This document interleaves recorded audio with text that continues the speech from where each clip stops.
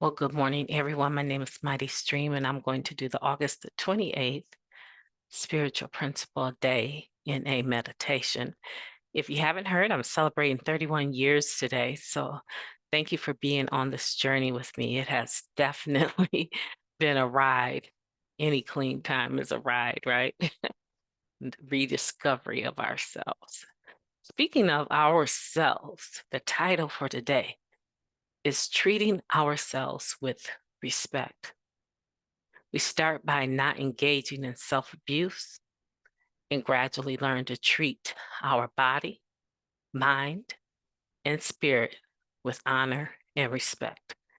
That is taken from the Living Clean book, Chapter 4, Wellness and Health. Many of us could accurately describe our active addiction as suicide on the installment plan. Basically, or thankfully rather, when we stop using drugs, we eliminate a main catalyst of our self-destructive behavior. Without the compulsion to get high, it's easier to avoid degradation and criminality that brought us to new lows again and again.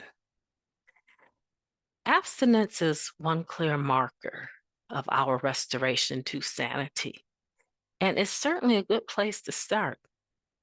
Being clean allows us to think more clearly, and that clarity enables us to consider who we've been and who we want to be. The steps offer guidance as we examine our lives, our motivations, and our choices. We learn from the experience of other recovering addicts, and it gives us the courage we need to strip away the guilt, remorse, and shame. Taking care of our whole selves, body, mind, and spirit is part of the amends we make to ourselves. Addiction touches all areas of our lives, and so must our recovery. Many of us seek professional help to find specific healing. One addict shared, "My first sponsor explained that doctors, dentists, and therapists can also be powers greater than myself." Still, many of us struggle with the urge to undermine our success or to sabotage healthy impulses. Progress is often 2 steps forward, 1 step back, but that's progress nonetheless. As with using, we become aware of harmful habits before we're willing or able to make a change for the better. Our tolerance for self-deception lessens as we gain self-respect.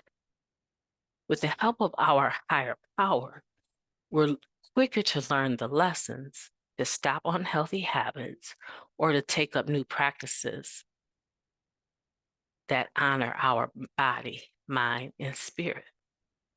I will honor my recovery process and treat myself with respect today. What can I start or stop doing to better care for myself? Let's go ahead and do the serenity prayer together. Moment of silence. Thank you. God, grant us the serenity to accept the things that we cannot change, the courage to change the things that we can, and the wisdom to know the difference. Just for today, please and thank you. We're talking about trusting ourselves with respect. So it takes time to develop this level of respect and honor that maybe we give to other people, but never give it to ourselves. And here's the thing that I found is that I was always worried about what people would think about me. And it was a paralyzing fear. So anything that dealt with more than, say, let's say more than 4 people, right? So say if I'm in a smaller group, I'm functional. But if I was going to be in a room full of people, I would be paralyzed with fear. I would be paralyzed with fear. And so what I would do is I would get high knowing that I was going to be in a room full of people, and I would become someone different. I would become the life of the party and the problem. Can I tell the whole truth, right? I will also become the problem of the party. Now let's put all the drugs down. Let's just say MightyStream. Yeah, you got 31 years today. So let's put all the drugs down 31 years ago. Coming to this fellowship, people are attending softball tournaments, one home group versus another. They're renting a humongous bus so that individuals can go to different conventions and have a way there, a way home, rooms to share at conventions. I come into a world where people already know each other and they're getting along. And I'm thinking to myself, you're going to die. You can barely breathe. You're going to die. This is so not what you're about to do for the rest of your life. You can't even be in a room full of people. So, right?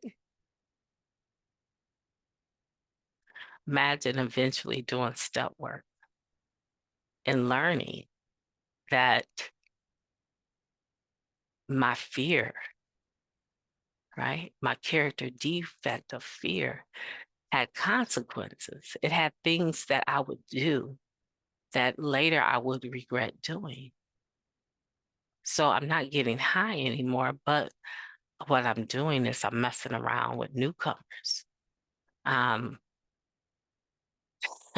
wasting all of my family's money, not wasting, but basically without consulting with my mate, I'm taking all of our family's income to go to conventions just to not even just sit around, be seen, because I would participate, but I became, rather than addicted to the drug, I became addicted to the convention. There's some other things I did that I don't want to talk about right now. As it states, we don't have to share everything here, right? But I had a lot of destructive behavior that didn't go away, not in the first year, not in the second year. It was a good little while before I understood the importance of the suggestions and the importance of the spiritual principles of the steps, the importance of taking the suggestion to get a sponsor and keep them and be ready to work, write the steps and make arrangements to go over them. Even though in that situation, I would have like just every time I would meet with my sponsor, I kept thinking that they were always going to pinpoint something about me that they didn't like. And I figured out, oh, okay, you're a people pleaser. You're a people pleaser. And when you feel like you're not pleasing them based on their response, you become depressed. And you would have started using drugs to dull that feeling, but now you don't have that. You have a lot of fear, and your level, I'm talking about myself, of fear is still paralyzing you, even in the program, even without drugs, even having written some steps. And I was like, man, this is so much more than I was bargaining for. But I had put so much clean time together and had received some benefits with pay increase, a promotion, just because I was present. There were so many things that had been added to my life that I didn't want to ever go backwards, and I haven't. As of today, I haven't done that in 31 years. There were even some secrets that should have been shared with my sponsor, and I shared them with someone else. And lo and behold, my sponsor is calling me about a secret that she thought I had been very thorough in my fifth step with her, right? She thought I had. This is the same person that I spoke about in the Just for Today, right? meditation that I ended up calling my sponsor, making her my sponsor. Yeah. So down the road, here I am being exposed for not telling the complete truth. Hmm. How was that disrespecting myself on topic? It was not treating myself with honor and respect, because at some point during the time of doing the fifth step, I must have shut down and decided that whatever I needed to share was just way too much. But the harm that that caused was internal. It was spiritual. Me beating up on myself, saying you can only be partially honest. But guess what? Got together with her. We're talking about, my guilt tripping myself about not being completely honest, feeling like a heel, having lied in a sense, because I lied by omission. And that's the very first time that I learned that we can lie by omission. Omission is something that's not there, to leave it out, take it away. And so, now today I know if I write it down or it comes to my mind, it has to do with my recovery. It's probably needing to be shared with one other person, my sponsor, because I didn't like the shame that I felt by keeping that secret. I didn't like the self-loathing that ended up taking over me. I didn't like feeling vengeful towards the person that had the nerve to tell her. And she didn't, she never once made me feel bad about it.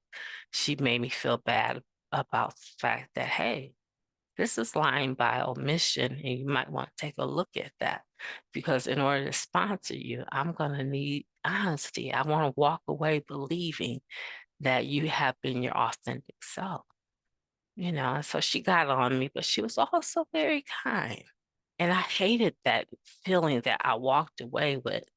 Um, I understood her, but I didn't understand how this fancy sister could actually rat me out, right?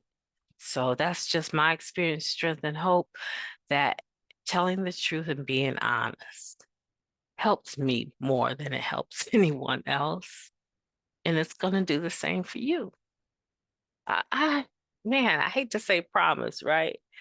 But I'm pretty sure you're going to feel like a ton of bricks has been lifted off your chest. You want to do an exercise and think about this meditation and think about secrets. Go outside and start collecting rocks for every secret you still have, and put them in a plastic sandwich bag and carry those pebbles around. Carry them around.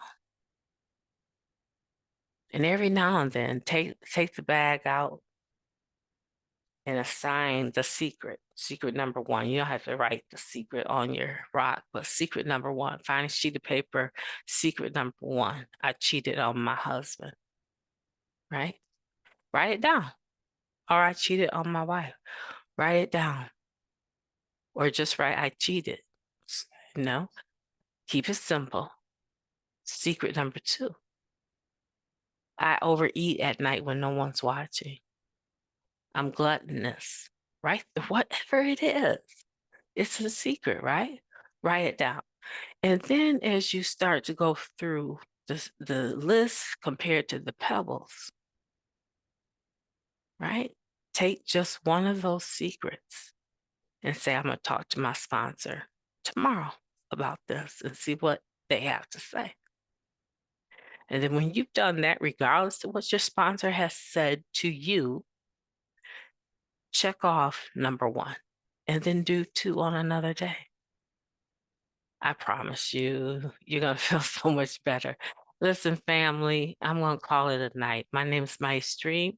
I've enjoyed talking to you, and I will be talking to you tomorrow.